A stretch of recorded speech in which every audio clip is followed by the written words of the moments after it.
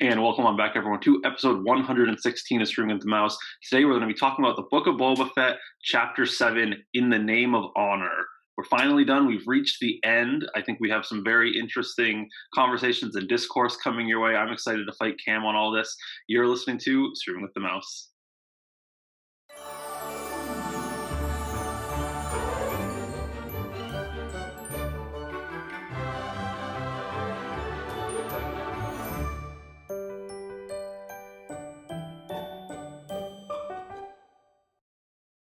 And welcome on back, everyone, to episode 116. My name is Clifton Paul Robinson, and joining me, as always, is my co-pilot, I won't say Padawan learner, because you are older than me, but I've been reading the High Republic series, so it's all about that right now. But Cam, how are you doing? I'm doing good, my friend. How are you? I am good.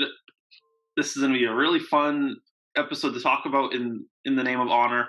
I think I actually know where we can go with this talking points, but it's really been a mixed bag. I was really surprised by the reaction online to this episode. I was very whelmed by this episode. I was not overwhelmed. I was not underwhelmed. I was very whelmed. I had parts I really liked. I had parts I was like, can I skip 5 minutes forward in this? I thought we'll talk about it. It was fine. The show's fine. It had some good moments, had some great moments, and then had some crap. But we'll talk about it. I think, well, I'll just preface it this way. What was really funny to me on Reddit overall liked the episode, which was fine. Twitter was the thing that really hated it. Twitter really hated it. Well, kind of. I have people that I liked it with, but it was really funny. Someone found an old Reddit archive from 2017, so before we even had anything, and someone was like, all I need in if we ever get Boba Fett, I just need a short film of him like pulling himself out of this. Oh, I just need some really cool scenes. Oh, what if Cad Bane had his story ended here? Like all the things that happened in the show, these people happened on this thing, and now those same people and all the people are complaining about it. So the person that found the old thread posted it to Star Wars Reddit, and the mods deleted it, which is hilarious to me because they, like we always say, no one hates Star Wars more than Star Wars fans. Correct.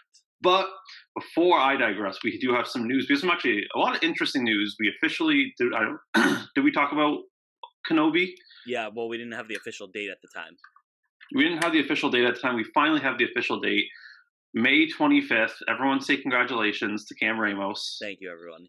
Cameron Ramos was right at a couple things. Cameron Ramos was correct in his breaking news about when the Revolution jersey was going to launch.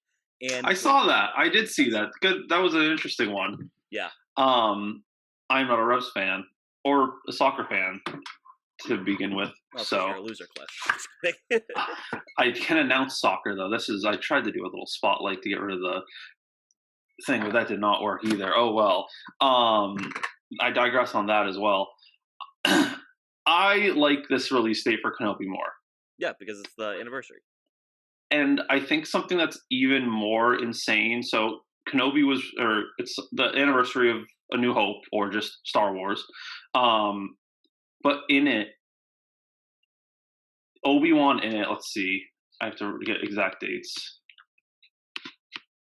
In A New Hope, Obi-Wan Kenobi is about 50 years old.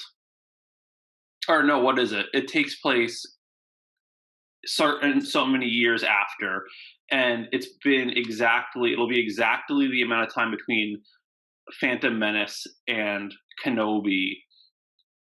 It worked well. It gave Ewan McGregor the exact amount of time to age to get exactly to the point where he's supposed to be, which is really cool. People are speculating, because we have been told Bad Batch is coming in spring, that they might run it simultaneously.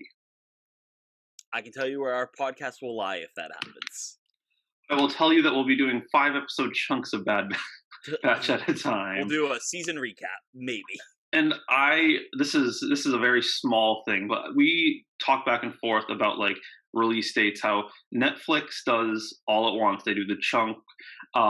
Disney Plus does 1 week at a time. I want to throw a new hat into the ring on this that I actually think might be the best, at least for 30-minute or less episodes. Amazon Prime, for a new cartoon show, is doing 3 episodes a week. Yes, and I think that's 324. exactly That is, Bad if Batch they did is. that for Bad Batch, that would be absolutely perfect. It's like just enough to binge without being like, oh my god, what just happened? Right. And it works usually because like a lot of those 24-minute episodes are a 3-part arc almost. Yes. So it's So it's already really nice in here's an that arc, here's an sense. arc, here's an arc. Yeah, it works out great. So And for that show, it's the Legends of Vox Machina. So any Critical Role fans out there, any D&D fans, must I watch feel television. It's I really feel good. so attacked It's very watching good. that show because it's like no, all D&D players are exactly the same. We share a single hive mind. Disney Plus or Netflix has to remove all Netflix Marvel shows. The Defenders verse is leaving Netflix, I believe, March 1st. Yes, and the rumor right now, it's not official, is that they might be coming to Hulu, which is still good because then I still get to watch Daredevil whenever I want, which is great. Yeah, I think that's smart. I mean, it's Netflix has taken a lot of losses this week. Disney Plus beat them in new subscribers. Disney Plus had like almost 12 million new subscribers in quarter one. Um, but yeah, Charlie Cox is very excited to be coming back. He said he'll play Daredevil for the next 10 years. Yeah. Pretty cool. Um, Disney Plus's Ahsoka has added Ray Stevenson to the cast. You may know him as Blackbeard in Black Flag. He's pretty much in everything, but more importantly to Star Wars, he is also Gar Saxon in Rebels and Clone Wars. He's also its face capture, but he's playing an admiral, but But not not Thrawn. Grand Admiral Thrawn. But we also have confirmation Thrawn is the main villain. Correct. Which Those I came out guess- within like a couple hours of each other. Those were the two breaking news. Yes, which I think that pretty much means, well, what's his name? Lars Mikkelsen? Is that who voiced Thrawn? I don't remember, honestly. I think it was. I think he will probably be coming back. Interesting, because he literally is the face capture though of Gar as well. Like it's his character design. So will he be playing Admiral Saxon? Right. Oh no, he was killed by Sabine. Yeah. Yeah. Spoilers for Rebels. Maybe like a family member? I don't know. Yeah. And then do I have anything else? There were a few other small things. We're not doing a Valentine's Day episode. Ahsoka's beginning filming in April. Yep. Oh, the last two big things. So, Beauty and the Beast prequel about Gaston and LeFou has been delayed, not indefinitely, but for a significant amount of time due to both character or scheduling conflicts as well as creative conflicts.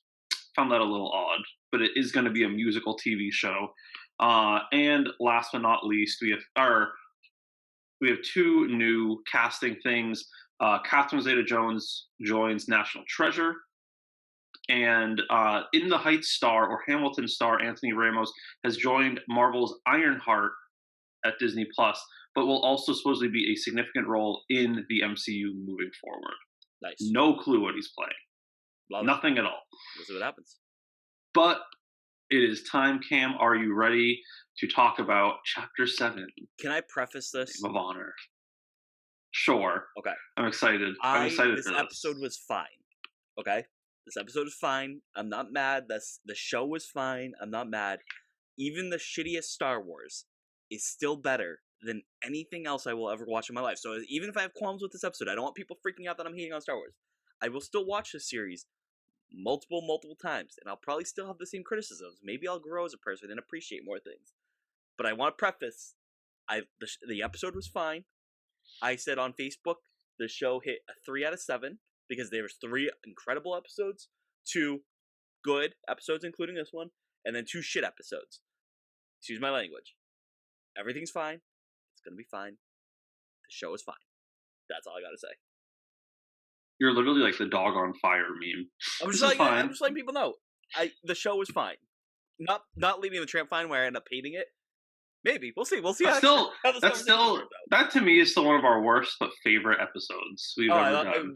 Because the realization you have in real time I hated of that how bad that movie was. Never get back.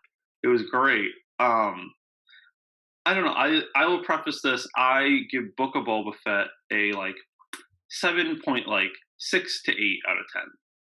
Was it the best? Was it the best? Nice. Was it the best? No, it was like not the best thing we've ever had for Star Wars. Was it good? Yes. Did it present good character development for Boba Fett? I think so. Yeah, I Personally, agree. I think that they did a lot of things right. I I'll start with my criticisms because I did like this episode a lot. I think that the show never found what it was really supposed to be, I agree with that. and I see that and I get that because I liked what someone said on Twitter a long time. They shouldn't have different shows of Star Wars. They shouldn't be like Ahsoka, shouldn't be Mando, shouldn't be Boba Fett. It should just be called Star Wars, and they just release random stuff at a time, like what they did with Clone Wars. Because the Clone Wars, you had some episodes, excuse me, that you were like, what are they doing? What is this? And that's kind of what happened with this. We really went from like, oh, we're with Boba Fett to, oh, we're now having a Luke and Ahsoka arc. So, like, Well, it's just what happened. It's kind of what happens with Star Wars, where they jump a lot, and I think that's the weird. It was really weird to see that transition to live action. But looking back, knowing all Star Wars, I get it. But that doesn't mean the casual viewer will. true. I do want to say too as well. Like, I think while I agree with you, Cliff, this isn't like the best Star Wars ever. There were episodes that I truly believe were some of the best Star Wars episodes ever, especially episode 5 and 6. I thought was two of my favorite Star Wars things I've ever watched in my life. Let alone not even Disney, just like in general Star Wars. But then there are other pieces where I just didn't care. So that's where I'm kind of at with this. Yeah, and overall, I thought the mods were fine. I just think they did not like fit great, but I also think that was part of the point. We'll Talk talk. about the We'll mods. talk about the We'll talk about the mods. mods. Let's get into Spinning is a great trick.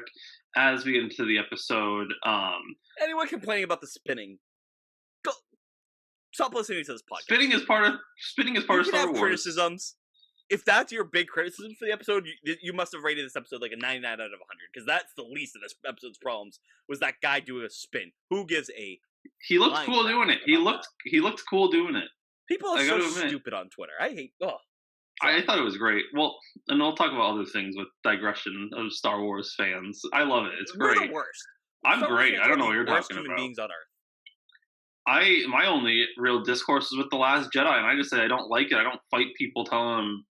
Only you. I fight you because it's fun, but we also do a podcast that's all about that. But I'm like, I didn't like the Last Jedi, and That's I fine. digress, and I where people are like, oh, it ruined Star Wars. I'm like, Did it? did it? You're still watching it. You're still talking about You're still it. paying hundreds of dollars each year on probably merchandise and experiences attack and things me. related to Star Wars. Like, you're still spending that money. Don't attack me here. But we jump into the episode. We're going to do main points as they're planning for the upcoming war. They have actually taken the sanctuary as kind of like the holdout, and it's Boba Fennec, BK. What was he calling him? Santo. Santo. I kind of liked it. Chris Anton. I kind of liked it. Santo. They're all there. And Mando comes in saying, I got your people. The people of Freetown are coming. They talk about how they're doing it for free. I know too many people doing stuff for free on Tatooine. There's too much going on. Too much free stuff on Tatooine here. You gotta make your money. Boba Fett has enough credits. He's fine.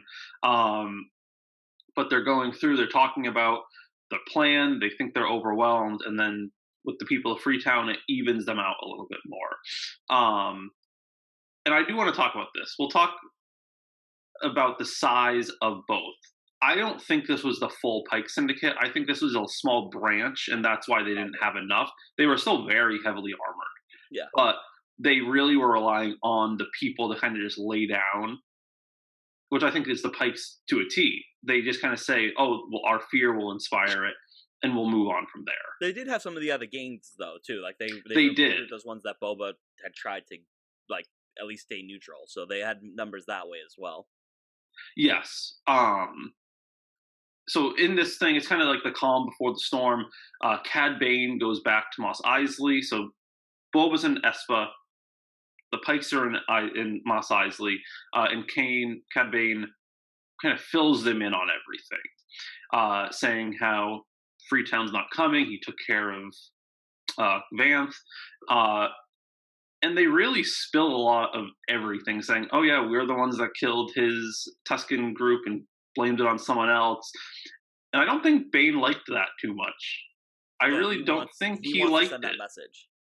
I don't think he liked how the Pikes are the ones that did it, because he's like, "Oh, you guys are a lot more gruesome. You're a lot more pretty much like evil." He was pretty much saying like, "Oh, this is a little bit more different." Like, did his views change? I'm like, this is the Yeah, I man didn't that take it as that. I I'm like, thought this it is the was. man that bombed the Senate building and took all the senators hostage. I took it more as like he wishes like Lady Tyrell is like, tell Cersei I want her to know it was me. Like I think Cad Bane wants that credit. Like he wants that street cred a little bit. I feel like that's how I took it as. Yeah, I think Cad Bane is a really. I mean, they made him even more nuanced in his old age, because he like gets mad at Boba for being a cold-blooded killer. He kind of, to me at least, he gets upset at the Pikes for taking out his Tuscan family. But then, like, this is the man that like one of the most ruthless bounty hunters. If you watch Yeah, Clone Wars, yeah. um, but the Pike boss affirms to Cad that everything's fine. They're gonna get it ready and done, and Cad Bane's gonna take the lead on the negotiations and try to pull Boba Fett out before the fight even starts. Yep. Your favorite part, probably, of this was seeing the X-wing fly out of hyperspace towards Tatooine. Luke Skywalker can rot. He got what was coming to him. Oh, you stole my take, Cliff.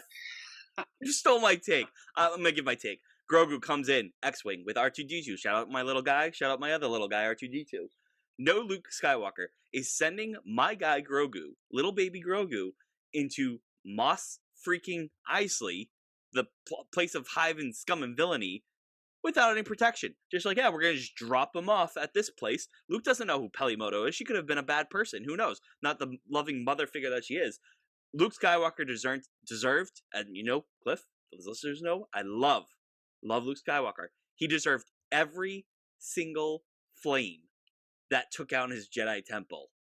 Team Palpatine, baby. Team Oh Palpatine. my god! Somehow he's returned, but Pelly gets Grogu. One of the funny they took a lot of shots at fans here today, which was really funny. Oh, your name's stupid and stuff. Your Yeah, name's stupid. I'm good. not going to call you that. Weirdly, Grogu's grown on me. Like, the name Grogu has actually grown on me Yeah, I'm fine. much better than I expected it to. Um, yeah, that's kind of what I was mainly. Pelimoto is a great character for these shows because she's the best comic relief I think we have in Star Wars overall. I really do. It's still really funny to me that she was an elf, Yes. which makes sense why she got cast in a Jon Favreau show, but she's Yes. great in it. So as we go down, we now know that Boba Fett and his gang is kind of spread out across the city. They're watching all the areas, making sure that nothing comes up in the other gangs' territories, and the Gamorrean guards are watching the spaceport.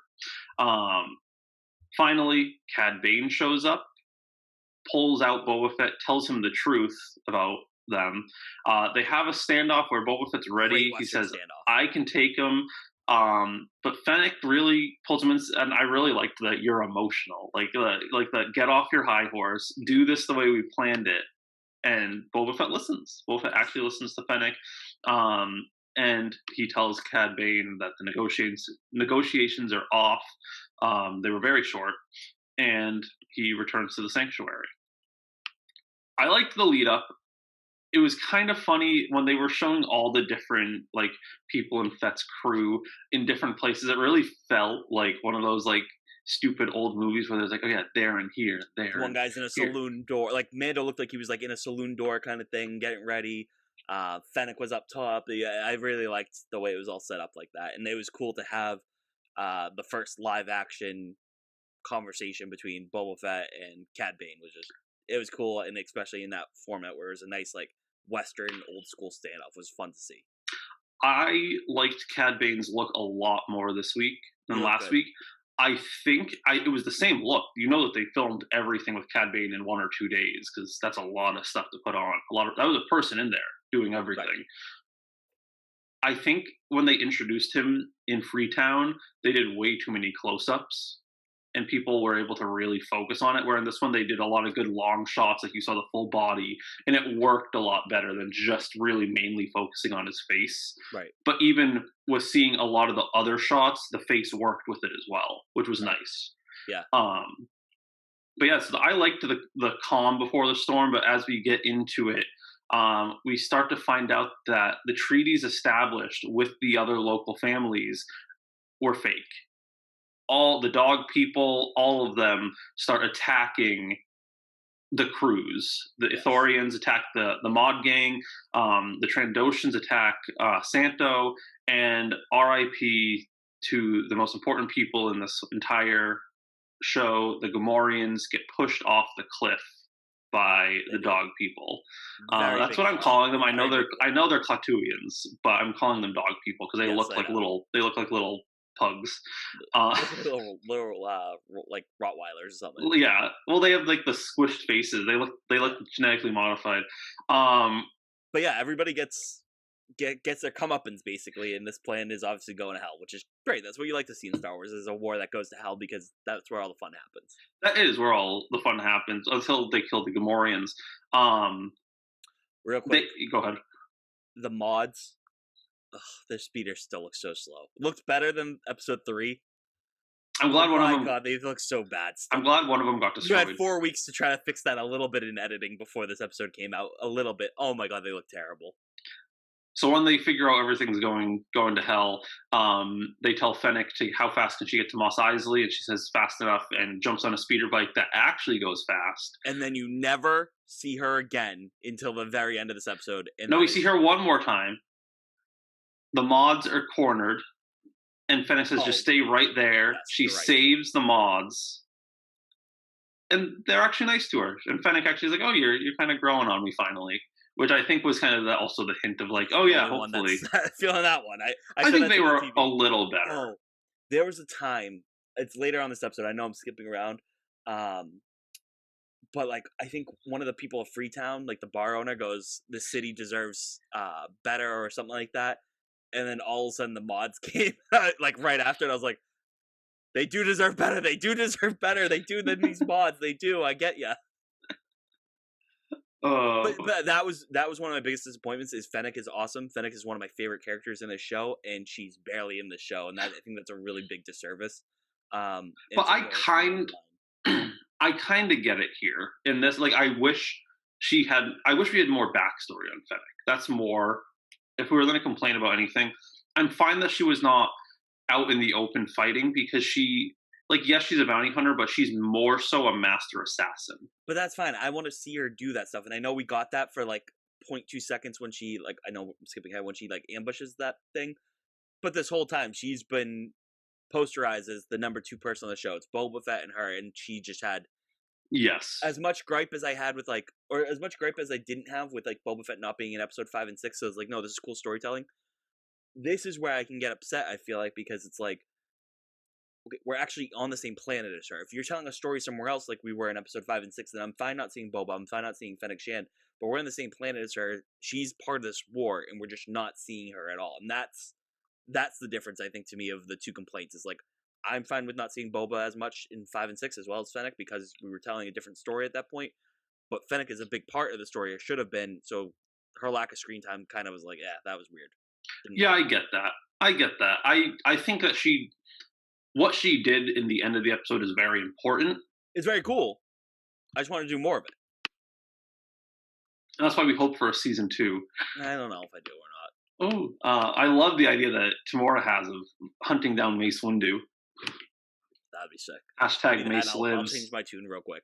Hashtag Mace lives. I mean, it does set up for a season 2 where he does For sure. not stay Daimo For sure. of Tatooine. But so after Fennec saves them, we don't see her again until the last 10 minutes of the show. And finally, it's just Boba Fett, Mando, and the Majordomo, who starts. He was a good comic relief He's too. great. He Great. grew on me a lot towards Same. it in the last episode, where he starts saying how he says where they are. He actually tells Fennec where they are, and then he starts talking about how while you can't hear it anymore, he got his degree from Coruscant in negotiations, civil council, all that, and says that he will gladly present the terms of surrender for Boba Fett and even grovel so he doesn't have to. So Boba Fett writes down his terms of surrender, gives it to the Majordomo, and sends him out to. This might be my favorite part of the episode. Sends him out to do negotiations. As the Majordomo goes out, he starts reading the terms of surrender for Boba Fett. And as he pauses, he goes, they're like, no, you have to finish what he said. He goes, there is none. I just got duped. I thought he was going to die. I'm kind of glad he didn't. I like him a lot. The guy who plays him plays Andrew Meyer in Veep. Yeah, that's like Selena's ex-husband in Veep. If anybody's watched on HBO, great comedy. And he's awesome in that too. And he kind of reminds me of this character a little bit. I wanted him to die there because it would have been kind of funny if he just like, oh man, I'm gonna die, and then he just gets shot. Well, that's what he is. He's going through the whole like, oh, I am dead. What's my last words here, kind of thing. But it was a great scene, and then the fight that came after this. Well, I just want to say even before that, in the terms of his surrender, in air quotes, he tells them that the forests of Tatooine will be fertilized with the bodies of your dead is just so good. Especially after what they did to the freaking Tusken Raiders kind of thing. Like, it's perfect. And I love how you have recanonized how Tatooine was once a lush forest planet. Tons of water and everything, all that. We learn, if you ever want to know like the history in lore, Knights of the Old Republic with the Revan storyline tells you can actually, you do the same thing. You become friends with the Tuskens, and they tell you the whole history of Tatooine, which is really cool. But no, before he can die, both Mando and Boba come out on jetpacks and start taking out the Pikes. Really cool entrance scene.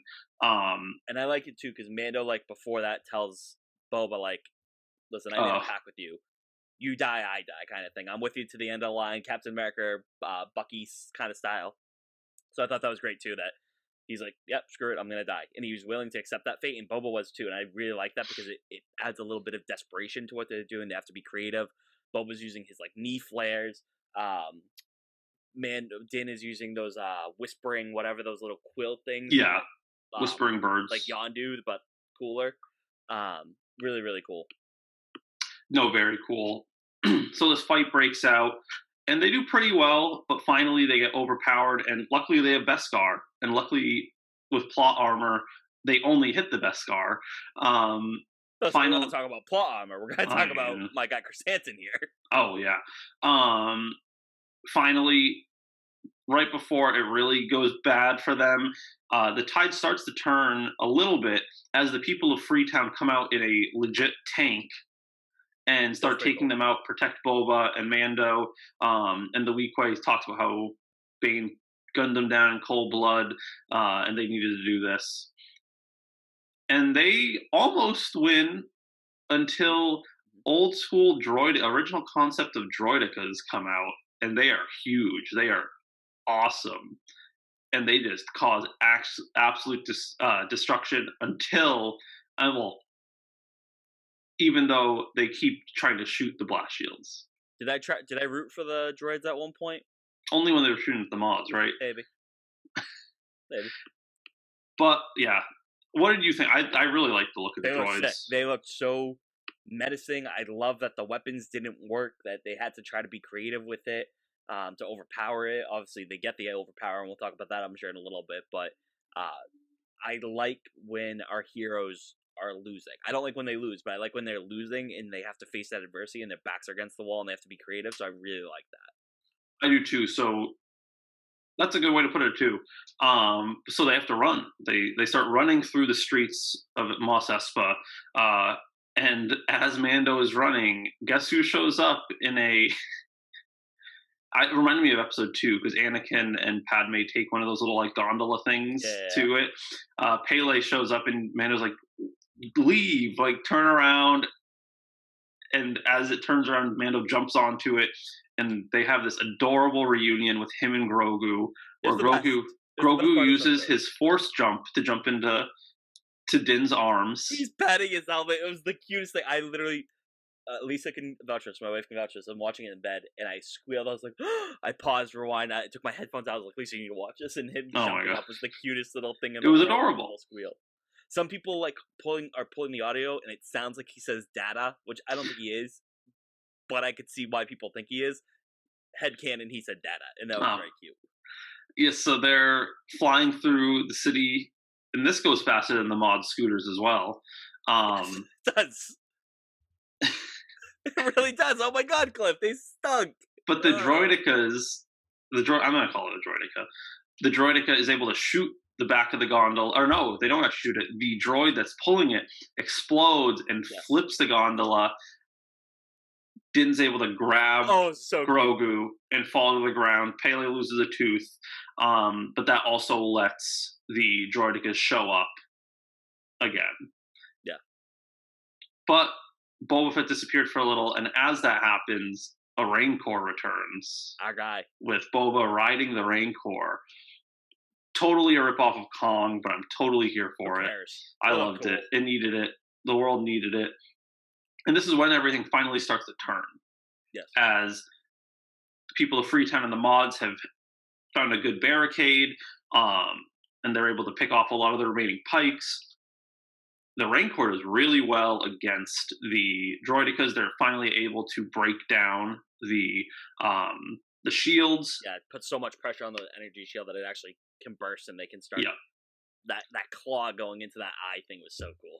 Yeah, as they were just fighting through, they're able to take it out. Din almost dies from one of the droidicas, but luckily Grogu's able to save him by breaking part of the droid, and the Rancor finishes it off.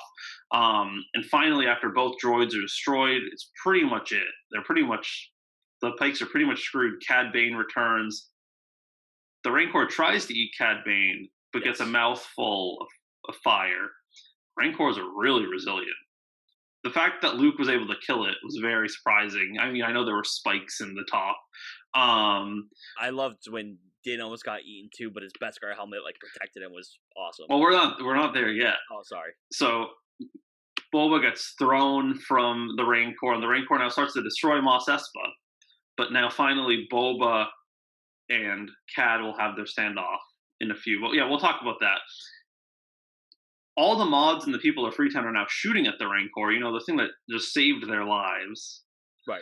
And Din says, you can't, why are you shooting at this? And I thought I had a funny tweet. I don't think Twitter thought it was funny. But I said, Din Djarin is what you get when you have a D&D character that has an intelligence of 8, but a wisdom of 15. Because, is this a bench? Compared to don't shoot at the blaster shields, our energy weapons won't do anything to them, and don't shoot at the Rancor, it'll only piss it off more. So finally Din tries to approach the Rancor, gets absolutely wrecked by it, almost gets eaten by it. Luckily Beskar is stronger than Rancor teeth. And finally we now have even more confirmation that Grogu has similar powers to Ezra, as he's able to connect with the Rancor, put it to sleep, and then plops right down right next to it. Here's my thing. I'm glad Grogu chose Din. Maybe a couple more months of training, just so he doesn't get too tired after using the Force. I want him to be able to stay awake after using the Force, Well, he actually has done a lot better, because instead he was able to walk over to the Rancor after using the Force and just plop down. He's gotten a lot better at it. That Rancor's tooth is 3 times bigger than him, and he just goes cuddles next to it. It's so cute. Finally, we go back to the Western standoff. Good old standoff. As Cad and Boba have really interesting back and forths, as talking about I liked this was at the beginning, the murderer conversation, and it was that look who's calling. It was pretty much the Star Wars version of look at who's at the pot calling the kettle black. I forget what the words they used, but they literally said that. It was funny. I know, and they kind of reestablished that they had a prior connection. I'm no longer a child anymore. You're an old man. And Cad at 75, 72 years old still gets the upper hand, is able to shoot Boba right between the armor, which I think this worked for both characters. Yes. Because Cad Bane was known as the gunslinger. Boba Fett was never that. Boba Fett was never like a true gunslinger, like maybe in his younger days when he was using his father's blasters. But once he switched to a bigger weapon, you're not as much of a gunslinger. Right. But he was known for disintegrations and just being ruthless. Right. So as Boba's on the ground, Cad rips off the mask and says, "Look at this. This is my last. This is my last lesson to you. Always look out for yourself."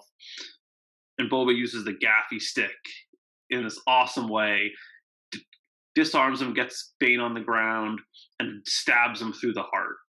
And it's great that he uses that, obviously, because like it was what he found a family with the Tusken Raiders, and to be able to use their weapon to bring this guy down after him and the Pikes brought down like his essential family after they saved his life from the jaws of death, basically. Just really, really awesome, and I like that that's how Cad Bane went. And I love Cad Bane as a character. I was sad to see him go, but this was the best way to kill him, and I'm absolutely fine with it, unlike some people on Twitter. People are saying that he might not actually be dead because like some of the lights were still He's blinking dead. on his. He better be dead. Someone said it well. He's dead like Boba Fett at the end of episode 6. He's dead until they need him again. Until like 30 years from now when they need him again. Yeah, that's true. Well, here's the thing. Anyone that has watched the Clone Wars agrees that this was the right time. This was good. This is what he needed. He's old. Technically, Duros aren't even supposed to live that long. They messed up the canon on that, which is fine. I don't care about that. That's a small little thing. But anyone that was like, "Oh, I've never watched Clone Wars before. They just introduced this guy last episode. He looks big, and now he's dead." I get it. Watch the Clone Wars. If anything, just watch his episodes. You can jump around in Clone Wars just to learn specific parts. Right. There's guides out there on YouTube and stuff and Google. I think it makes sense, and I think I love irony in Star Wars, how one of Cad Bane's most famous lines is, "Once you kill one clone, you know how to kill them all." He's technically killed by a clone, whether or not Boba Fett sees himself as a clone. He was killed by something someone else learned from a family, where Bane talks about how always look out for yourself. And the best one out of all of them is, I think this is comics. Cad Bane's mentor was Jango Fett.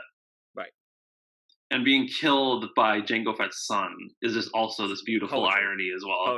It's like poetry. It rhymes.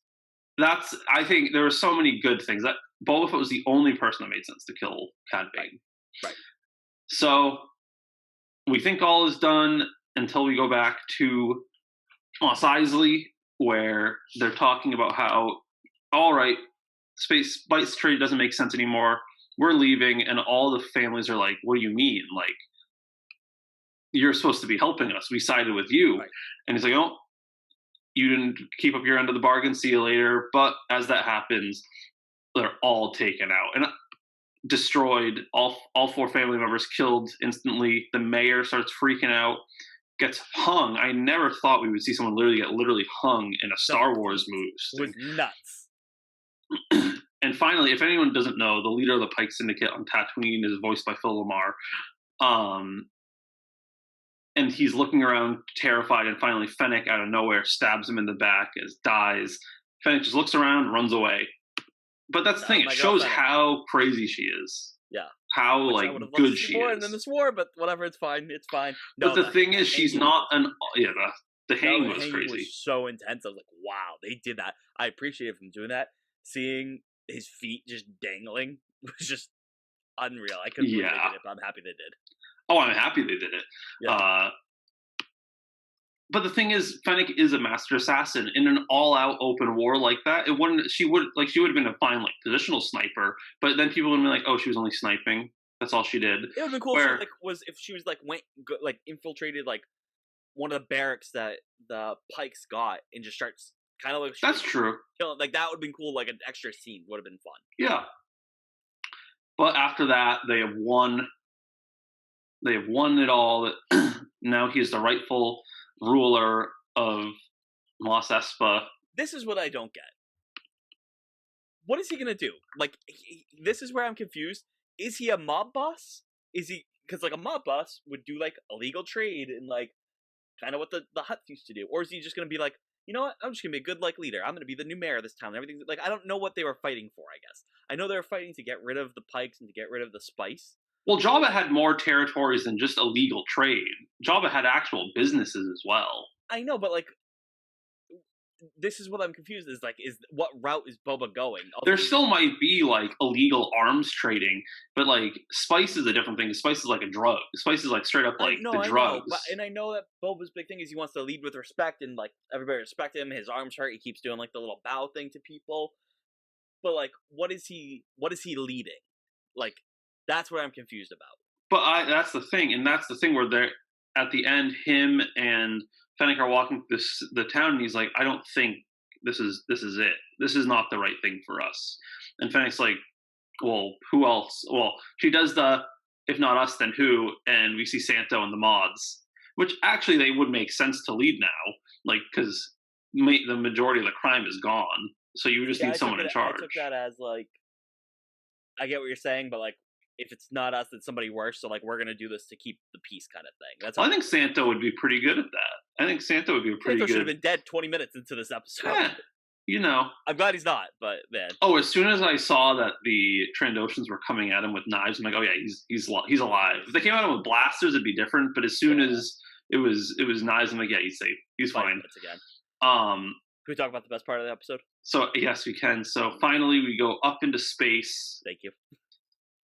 And we just hear we see Mando and Grogu in the cockpit, and you just keep hearing. And Mando's like, no. And he finally goes, you know what? As after aggressive tapping, he flips the switch and speeds off in the I forget what the thing is. It's like the export that makes it go wicked fast. And that ends the episode. It was the cutest thing. Grogu being the bubble is all I wanted. That's all I ever wanted in this show. After I found out it was a thing, I wanted it. I didn't think we were gonna get it this season or this show. I thought we were gonna get it maybe Mando season 3. He's tapping that little ball on the glass, very cute. There's also a scene earlier too in Mos Espa where Din is holding him and like Grogu has two of his hands around Din's thumb, and it was very cute too because like, they're holding hands, so that was very cute.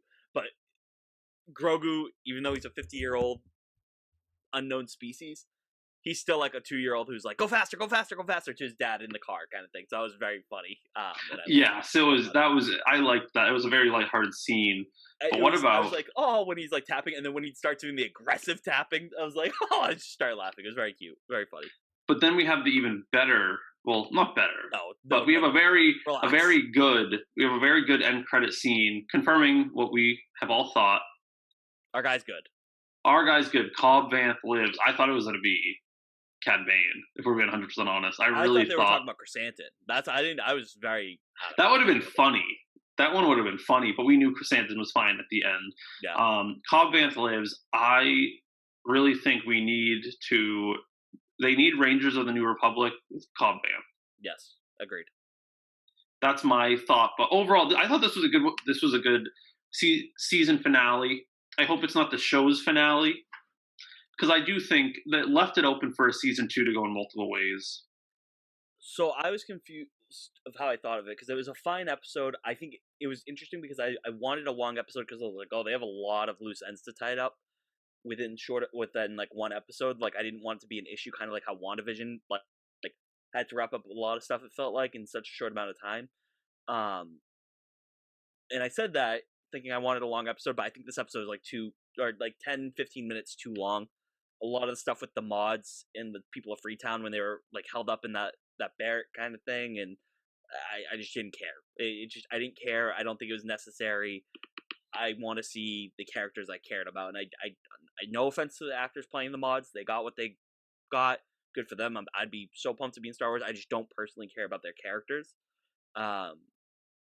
And I just didn't care. So it was kind of like the scene in The Last Jedi for me where Rose and Finn were at Canto Bight. The opposite was of that is I actually love Rose and Finn as characters, whereas the mods I don't care. It's not that I hate them, I just don't care for them.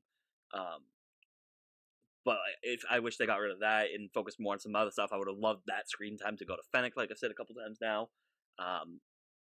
Overall, the episode was good. The show was not my favorite show ever, or not my favorite Star Wars thing ever, but it had moments like episode 2, episode 5, and episode 7 that I absolutely just adored. I would say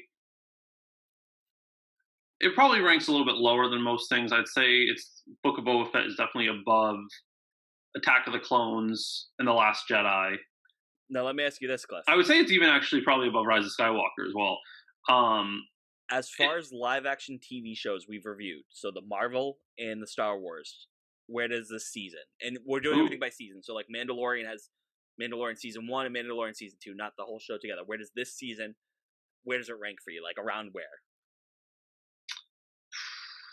So only Marvel and Star Wars. For the nerdy live action. I can go first if you want to think about it. I would say second to last, actually. Behind like Falcon and with Falcon and Winter Soldier. Yeah, behind Falcon and Winter Soldier. Star Wars altogether. If you're doing live action, I think the last one. That's hands down. For regular Star Wars, I would say I liked Book of Boba Fett more than. I mean, I like watching Attack of the Clones. I think it's fun to rewatch now, but like Boba Fett is probably above Attack of the Clones, Last Jedi, Rise of Skywalker, and probably Bad Batch. Okay. You complained a lot about Bad Batch. It was too long. It was too long, and I love Star Wars, and I want all Star Wars, but that show is. I know. I'm just saying. Just saying. You know what I think it was? I think it was that we didn't have to do this. We chose to do this, but for the most part, we were podcasting an episode of a week about a 20-minute show, and I was just like, I don't know how much I can talk about this 20-minute show in a podcast episode. Yeah. So like, I think in the future, like you said, we're going to group them a little bit more. Yeah, we are. Yeah. But I don't know what we do next. So I have an idea. So I want to put this out there for our listeners. I have two ideas, Cliff. So either next week we're going to talk about Encanto, or no, we're not supposed to talk about. Well, we talk about Encanto. We don't talk about a certain guy. We can't talk about Bruno. I think we should do that, or if there's like a really big thing that gets dropped tomorrow, Super Bowl Sunday, when you're listening to this, is Super Bowl Sunday, a trailer, a big TV spot, then we can talk about that next week, and then maybe we're talking about Encanto the next week. We're just trying to fill some time here until my guy Moon Knight comes in. I think that's good.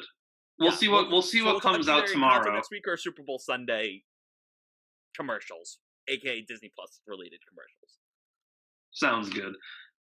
So, as we wrap it up, Cam, as always, where can they find you and the podcast on Twitter? You can find me on Twitter at CamRamos95. You can find us on our Twitter account at Stream the Mouse. You can find us on Facebook and Instagram at Streaming with the Mouse. You can find us on our website, cprob.com/streamthemouse. You can find us on Apple Podcasts, Spotify, Google Podcasts, iHeartRadio, and our YouTube page. Just make sure to search for Streaming with the Mouse podcast. Please be sure to like, rate, review, subscribe, 5 stars, all the above, so more people can listen to us. And Cliff, where can they find you? You can find me at CPRobinson81, and we'll probably see you next week for maybe a unknown trailer that will be dropping tomorrow. So for Cam, my name's Cliff. It's Kenobi. I think it's going to be. I think it is too. We will see you guys soon. Have a good day, everyone. May the force be with you. This is the way.